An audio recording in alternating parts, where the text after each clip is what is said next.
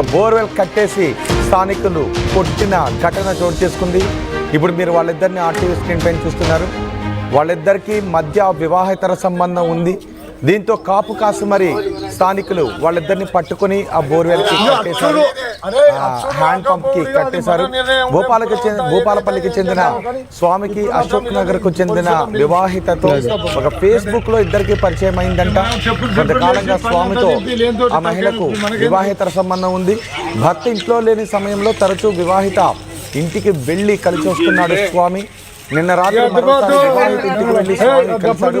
స్వామితో వివాహిత కలిసి ఉండటాన్ని గమనించిన స్థానికులు వాళ్ళందరినీ పట్టుకుని అలా హ్యాండ్ పంప్ కి కట్టేశారు. రెడ్ హ్యాండెడ్ గా పట్టుకుని కట్టేశారు. పిల్లలుండే ఏరియా, మహిళలున్న ఏరియా, ఇలాంటి కార్యక్రమాలు ఇక్కడ చేస్తే అక్కడ న్యూసెన్స్ క్రియేట్ అవుతుందని చెప్తున్నారు. గతంలో కూడా మనం ఇలా చూసాం, ఇలా వివాహేతర సంబంధాలతో ప్రియుడు మోజుతో భర్తలను చంపేసిన కొంతమంది భార్యల ఉదంతాలు కూడా మనం చూసాం. మరి వీళ్ళు ఎటువంటి అఘాయిత్యానికి తర్వాత తెగబడిందేవారో తెలియదు, కానీ అతనితో మాత్రం ఆమె వివాహేతర సంబంధాన్ని కొనసాగిస్తోంది. స్థానికులు వాళ్ళిద్దరిని పట్టుకుని చెట్టుకి కట్టేసి హ్యాండ్ పంప్ కట్టేసి తర్వాత పోలీసులను పిలిచి వాళ్ళకి అప్పగించారు. పోలీసులు కౌన్సిలింగ్ ఇచ్చి వదిలేసినట్టుగా తెలుస్తోంది. మా ప్రతినిధి చంద్రశేఖర్ ఉన్నారు, చంద్రశేఖర్తో మాట్లాడదాం. అంతకంటే ముందు ఒకసారి కంప్లీట్ ఆడియో వీడియోని ఒకసారి చూద్దాం. ఇప్పుడు కన్నోడు పట్టించుకుంటాడు, కొన్నోడు పట్టించుకుంటాడు. మనం మన గారు ఇదంతా తలకాయలు ప్రియప్రేమణ అయితే ఎవరు తిరగాలి తెల్లదాకా తెలుగుతున్నాం. అచ్చుడు అరే అచ్చుడు రాకపోవుడిగా అది మన నిర్ణయం. రేపు కులం అంతా ఏకైతే ఏం చేద్దాము, కానీ ఇప్పుడు మాత్రం వీళ్ళని పోలీసులను నిలువు అంటే మనం చెప్పుడు లేచి పళ్ళు అంతా దింపి లేనితోటి తలకాయ నొప్పి మనకెందుకు.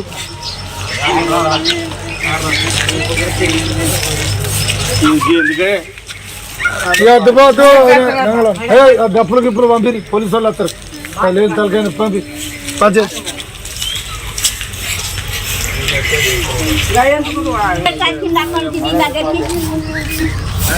వాడు 3 రోజులు అన్నట్టు వచ్చి మారాలి. రైట్, ఇప్పుడు మీరు ఆర్టీవీ స్క్రీన్ పైన చూస్తున్నదే వివాహేతర సంబంధం పెట్టుకున్నారు అని ఆ మహిళను ఆ పురుషుని ఇద్దరిని కలిపి ఆ హ్యాండ్ పంప్కి కట్టేసి తర్వాత పోలీసులను తీసుకొచ్చి అప్పగించారు. ఈ ఘటనపై పూర్తి సమాచారం అందించడానికి మా ప్రతినిధి చంద్రశేఖర్ మనకు అందుబాటులో ఉన్నారు. చంద్రశేఖర్, ఈ ఘటనకు సంబంధించి మీ దగ్గర ఉన్న సమాచారం ఏంటి? రోహిత్, తెలుగు రాష్ట్రాల్లో ఇటీవల కాలంలో ప్రియుని మోజులో పడి భర్తలను హతమారుస్తున్నటువంటి ఘటనలు, పిల్లలను సైతం అడ్డు తొలగిస్తున్నటువంటి ఘటనలు రోజు రోజుకు పెరుగుతున్నటువంటి ఈ క్రమంలో పెద్దపల్లి జిల్లా సుల్తానాబాద్ మండల కేంద్రంలోని అశోక్ నగర్ అనే ప్రాంతంలో గత 3 రోజుల నుంచి భర్త ఇంట్లో లేని సమయంలో ఓ వివాహిత మరో పురుషుణ్ణి రప్పించుకున్నది. అక్కడే వివాహేతర సంబంధం కొనసాగుతుంది.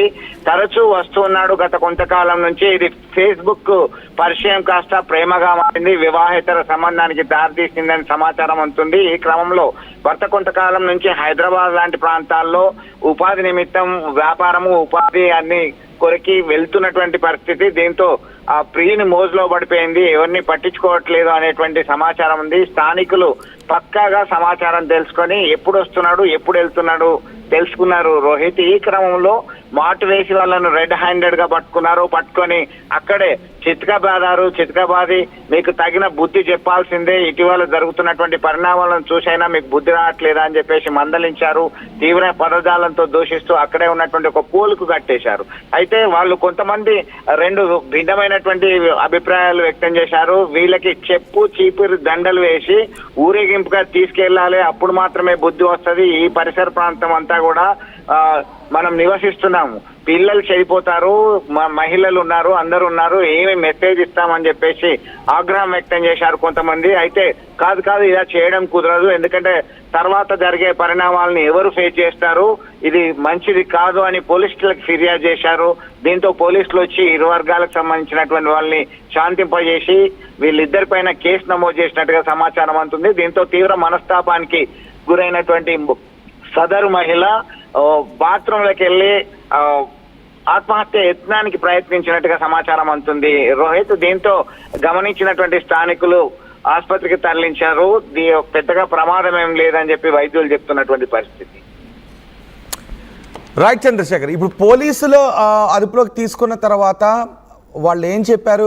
ఏమన్నా కేసులు నమోదు చేశారా? అక్కడ న్యూసెన్స్ కేసు లాంటివి ఏమన్నా నమోదు చేశారా? కౌన్సిలింగ్ ఇచ్చి మాత్రం వదిలేశారా?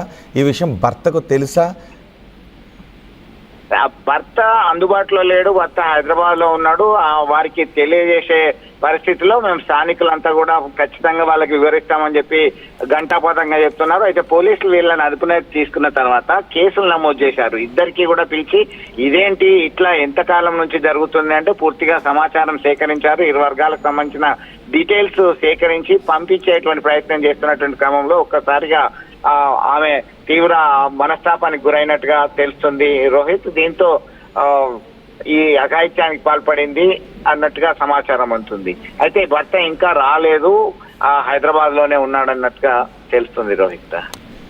రైట్ చంద్రశేఖర్, వివాహేతర సంబంధం పెట్టుకున్న ఇద్దరిని పెద్దపల్లి జిల్లా సుల్తానాబాద్లో కట్టేశారు. వాళ్ళిద్దరిని పట్టుకుని రెడ్ హ్యాండెడ్గా పట్టుకుని అక్కడ ఒక బోర్ హ్యాండ్ పంప్కి కట్టేశారు. తర్వాత పోలీసులకు అప్పగించారు.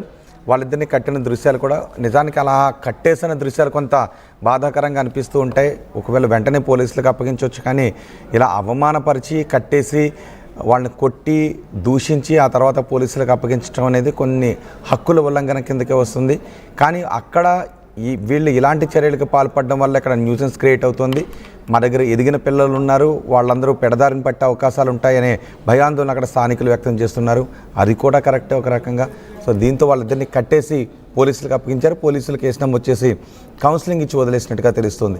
అయితే ఇటీవల కాలంలో కొన్ని ఇలాంటి వివాహేతర సంబంధాలు పెట్టుకుని ప్రియుడు ఆ భార్య కలిసి భర్తలను ఎంతోమంది భర్తను ఇలా చంపేసిన ఘటనలు కూడా మనం చోటు చేసుకుంటున్నాం.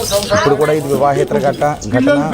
అది వాళ్ళ వ్యక్తిగత విషయాన్ని వదిలేయాలా, లేదంటే ఇవి న్యూసెన్స్ క్రియేట్ చేస్తున్నాయి, ఇలాంటి సంబంధాలు ఎలాంటి హత్యలకు దారితీస్తాయో కాబట్టి వీటిని ఎంకరేజ్ చేయొద్దు అని అనుకోవాలా అనేది డిబేటబుల్ పాయింట్. అది దానిపైన ఆలోచించాలి. కానీ వీళ్ళిద్దరిని పట్టుకుని మాత్రం పోలీసులకు అప్పగించారు స్థానికులు. ఈ ఘటన గురించి మీరు ఏమనుకుంటున్నారో మీ అభిప్రాయాన్ని కామెంట్ బాక్స్లో తెలియజేయండి.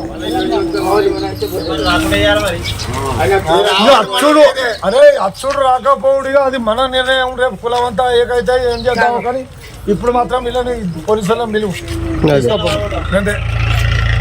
మనం చెప్పుడు లేచి పళ్ళంతా దింపి లేనితోటి తలకైన మనకెందుకు